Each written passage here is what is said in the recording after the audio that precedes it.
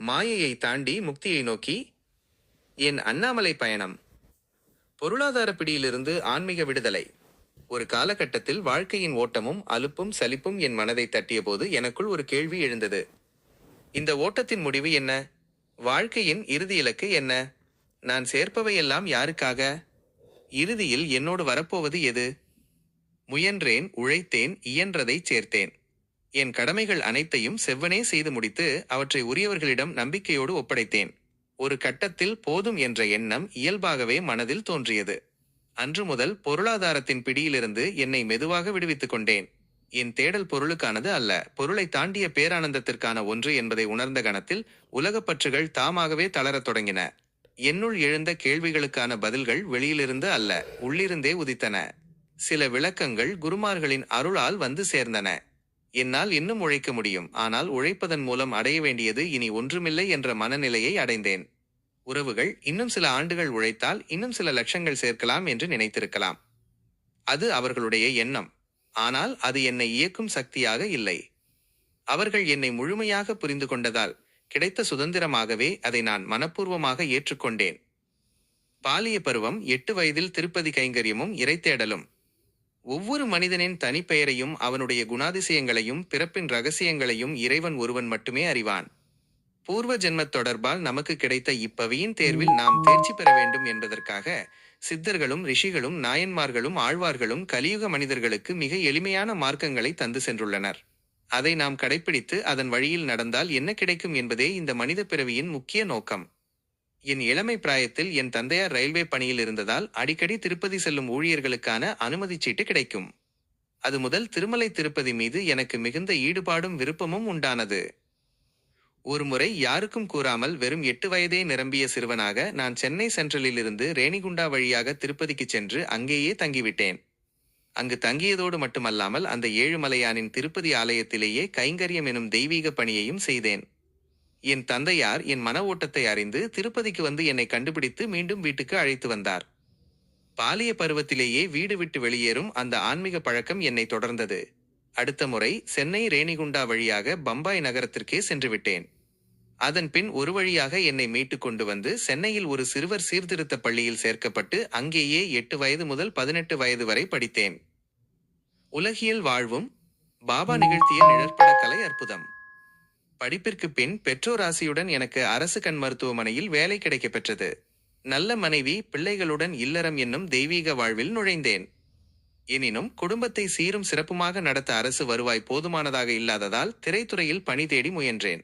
அந்த முயற்சியில் வெற்றி காலதாமதமான போது நான் இறைவனை தேடி உருகி அழைத்தேன். இறைவன் எனக்கு சிறந்த குருவை தந்து வாழ்க்கையின் உண்மையை உணர்த்தினார். அரசு கண் மருத்துவமனையில் நான் வேலை செய்து கொண்டிருந்த காலகட்டத்தில் பாபா என் வாழ்வில் ஒரு பெரும் திருப்பு முனையை ஏற்படுத்தினார். என்னை ஒரு சிறந்த புகைப்படம் எடுக்கும் கலைஞனாக பாபா மாற்றியருளினார். அது சாதாரண கலைப்பயணம் அல்ல. பாபாவின் பேரருளால் ஷீரடியிலேயே சத்குரு சீரடி சாய்பாபாவுக்கு உலக புகைப்பட கண்காட்சி வைக்கும் மகாபாக்கியம் எனக்கு கிடைத்தது. ஆசை, கோபம், களவு போன்றவை மனிதனின் இயல்பு. அதை ஒவ்வொன்றாக நீக்கினால் தானம், தர்மம், தொண்டு, அன்பு, நன்றி ஆகியவை தானாகவே வந்து நம்மோடு இரண்டர இணைகிறது. அவ்வமயம் கருணை வடிவில் இறைவன் தோன்றி நம்மை நல்வழிப்படுத்த குருமார்களை நமக்கு அருளுகிறான். அலைபாயும் மனதை அடக்கி மாயை எனும் நாடக மேடையிலிருந்து நம்மை விடுவித்து ஆத்மாவை பரமாத்மாவோடு இணைக்கும் உன்னத வழிகாட்டியே குரு.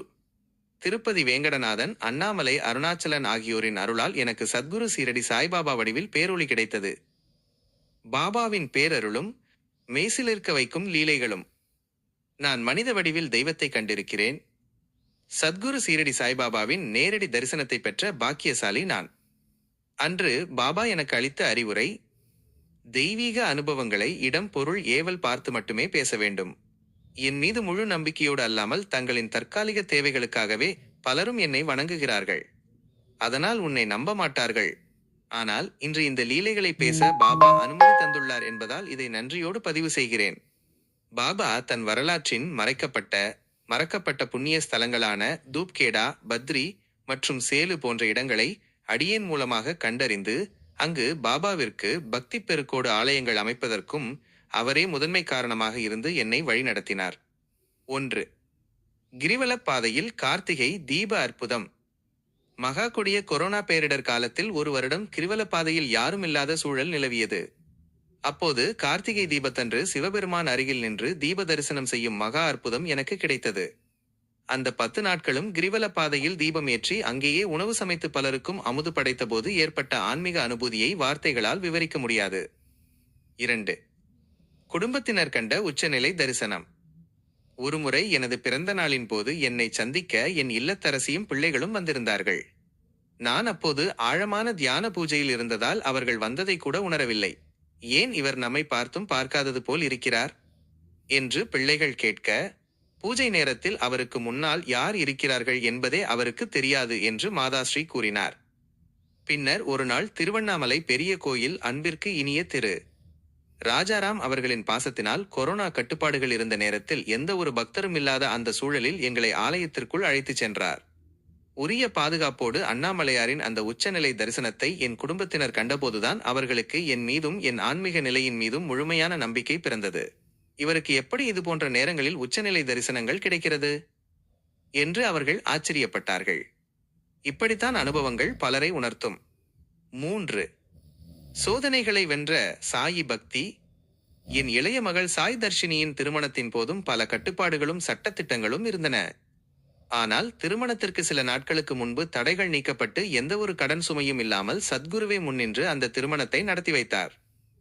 அதே காலகட்டத்தில் என் இல்லத்தரசி மாதாஸ்ரீ அவர்களுக்கு பெரிய உடல்நலக்குறைவு ஏற்பட்டு 9 மாதங்கள் கடுமையான மருத்துவ பரிசோதனைகளும் அறுவை சிகிச்சைகளும் செய்ய வேண்டியிருந்தது. நான் அவரோடு இருந்து தொண்டு செய்ய நினைத்த போது அவரே என்னை நோக்கி, நான் பார்த்துக் கொள்கிறேன், நீங்கள் கடல் கடந்து உங்கள் ஆன்மீக பணியை செய்யுங்கள் என்று வழியனுப்பினார். அந்த 9 மாதங்கள் நான் அமெரிக்கா சென்று அங்குள்ள நல்ல உள்ளங்களின் பெரும் உதவியால் என் தெய்வ தொண்டினை ஆற்றினேன். பாபாவின் அருளால் மாதாஸ்ரீ குணமடைந்து மீண்டும் உயிர் பெற்று வந்து இன்று நம்பிக்கையோடு வாழ்ந்து வருகிறார். இவை அனைத்தும் கலப்படமற்ற நம்பிக்கையின் வெளிப்பாடு. அண்ணாமலையில் முக்தி எனும் திருக்கப்பல் அழைப்பு. நான் பிறந்த ஊர் திருவண்ணாமலை அல்ல, ஆனால் இன்று என் அடையாளம் அண்ணாமலை. என் நெஞ்சாலயத்தில் அமைத்த இந்த பிஞ்சு உள்ளத்தில் வாழ்ந்த காலத்தின் அடையாளமாக அக்ஷயா ஸ்ரீ சாயி தியான சபை என்ற திருநாமத்தோடு ஒரு சபையை அமைத்துள்ளேன். உணவை வீணாக்காது மற்றவரோடு பகிர்ந்து உண்ணும் பழக்கத்தை உலகறியச் செய்யவும், பசித்துயர் இல்லாத உலகை உருவாக்கவும் அருணாசலேஸ்வரரின் திருக்கருணையால் ஆலயம் அமைக்க இடம் கிடைத்துள்ளது. சூரிய மற்றும் சந்திரலிங்கத்திற்கு மத்தியிலே சுயம்பாக காட்சி தரும் சத்குரு சீரடி சாயிநாதருக்கு செங்கல் கருங்கல் சிமெண்டால் கட்டப்பட்ட தோற்றம் இருப்பினும் எனது மச்சை எலும்பு சதை இரத்தம் கொண்டு ஒரு உயிர்கோயில் அமைத்துள்ளேன். பாபாவின் உத்தரவால் அமையவிருக்கும் உன்னத திருப்பணிகள். பாபாவின் பேரருளாசியோடு திருவண்ணாமலையில் மிக விரைவில் கீழ்கண்ட திருப்பணிகள் அமையவிருக்கின்றன. ஸ்ரீ பாதவல்லப சீரடி சாயி சத்யசாயி அன்னதர்ம நிலையம், அருணாச்சலேஸ்வரர் அக்ஷய சாயி பீம்பூரி பாபா இல்லம். திரைவெளியில் பாபாவின் லீலைகளும் பக்தர்களுக்கு அன்பான அழைப்பும். அடியேன் வாழ்வில் நடந்த இந்த உண்மை சம்பவங்களையும் பாபாவின் இன்னும் எண்ணற்ற அரிய அற்புதங்களையும் லீலைகளையும் பாபா வரலாற்றையும் முழுமையாக தொகுத்து பாபாவின் உத்தரவின் பேரில் நிழல் கூற்று சலனம் என்னும் திரைப்படமாக உருவாக்கி வருகிறேன். இவற்றை மிக விரைவில் நீங்கள் அனைவரும் வெள்ளித்திரையில் கண்டு மெய்சிலிருக்கலாம். இத்திரைப்படத்தின் மூலம் வரும் தர்ம தொகையை கொண்டு கோமாதா காமதேனுவின் அருளாசியோடு தொடர் பூஜைகள் நடத்தி மேற்கூறிய 2 மகா திருப்பணிகளும் தொய்வின்றி நிறைவேற்றப்படும். பக்தர்களுக்கான அழைப்பு. நம் பாபாவின் மகிமைகள் அளவிடற்கரியவை. உங்கள் ஒவ்வொருவரின் வாழ்க்கையிலும் பாபா நிகழ்த்திய அற்புத லீலைகளையும் உங்களை மெய்சிலிருக்க வைத்த உண்மை சம்பவங்களையும் அடியேனோடு பகிர்ந்து கொள்ள உங்களை அன்போடு அழைக்கிறேன். உங்களுக்கு விருப்பம் இருந்தால் உங்கள் அனுபவங்களை எனக்கு எழுதி அனுப்பலாம். பாபாவின் அனுமதியோடு அவை அனைத்தும் எதிர்காலத்தில் முறைப்படி பதிவு செய்யப்படும். வாழ்க்கை பயணத்தில் என்னோடு தோளோடு தோள் நின்று தன்னலம் கருதாததான தர்ம தொண்டு சேவைகள் செய்து என்னை வழிநடத்திய அனைத்து நல்ல உள்ளங்களுக்கும் என் மனமார்ந்த நன்றிகள். அடியேனின் இந்த தொடர் ஆன்மீக பயணத்தில் தாங்களும் இணைந்து பயணிக்க முக்தி எனும் திருக்கப்பலில் தங்களுக்குரிய இருக்கையில் அமர அன்போடு அழைக்கிறேன். இந்த திருப்பணிகள் மற்றும் திரைப்பட நிகழ்வு வெற்றி பெற நல் உள்ளங்களின் ஆதரவும் ஊக்கமும் பிரார்த்தனையும் என்றும் தேவை என அன்போடு வேண்டிக் கொள்கிறேன். என்றும் சாய் திருத்தொண்டில் சுவாமி சாய் ரவிச்சந்திரன், அருணாச்சலம் உலக அன்னதான நாள் விழிப்புணர்வு மையம், அடி அண்ணாமலை, கிரிவலப்பாதை, திருவண்ணாமலை. நினைக்க முக்தி தரும் அண்ணாமலை. அருணாச்சலம் அருணாச்சலம் அருணாச்சலம். ஓம் நம சிவாய. ஓம் சாய்ராம். அண்ணாமலையார் அக்ஷய ஸ்ரீ சாய் பீம்பூரி பாபா அருளாசி பெருகட்டும். சிவஜெயமங்கலம். சாயி ஆசீர்வாதம். சுபஜெயமங்கலம். வாழ்க வளமுடன் நலமோடு. ஜெய் சாய்ராம்.